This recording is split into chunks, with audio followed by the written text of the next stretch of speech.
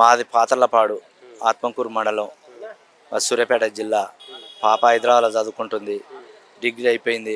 పెద్ద పాప పెళ్లి చేసిన, పెద్ద పాప దగ్గర ఉంటుంది. ఇప్పుడు మొన్న సడాలన నైటు నాకు పెద్ద పాప అన్నం తింటలేదు నాన్న, చెల్లె నీరసంగా ఉందంటే చెల్లెకి పోనన్న. చెల్లెకి అనగానే నాన్న ఏందిరా నీరసంగా ఉంది అంటున్నావు అట, ఏందిరా అన్న. ఏం లేదు నాన్న అన్నది. ఏంది చెప్పురా అన్న, భయం అవుతుంది అన్న. నీకేం భయం రా అన్న. నాన్న మొన్న అమ్మమ్మ వాళ్ళ ఇంటికి పోయినాడు 2-3 సార్లు ఇట్లా నన్ను బెదిరించిండు, జటింగ్ మహేష్ కేశవైన మహేష్ అని చెప్పింది.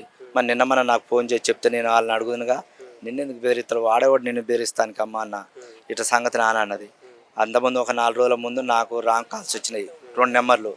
మళ్ళీ పెద్ద పాపకు వచ్చినాయి అదే నెంబర్లు, మా అల్లునికి వచ్చినాయి అయ్యే నెంబర్లు. వస్తారుగా నేను తెల్లారి గట్ల పోయి పోలీస్ స్టేషన్ పోయి పోలీస్ కేసు పెడతా, నేను ఈ నెంబర్లు తీస్తలేరా, మీరు ఏం భయపడకురే, వాడు ఎందుకు బెదిరించుండే సంగతి అని అన్న. అదొకటే మాట అన్నది, ఇక మాట్లాడలే. సర్లే నాన్న అనేసి చెప్పిన. నేను తెల్లారి గట్ల పోయి పెట్టి మిమ్మల్ని పిలుస్తాను అన్న. నైట్ 8:30కు మాట్లాడినా. తెల్లారి గట్ల చచ్చిపోయిందని ఫోన్ వచ్చింది.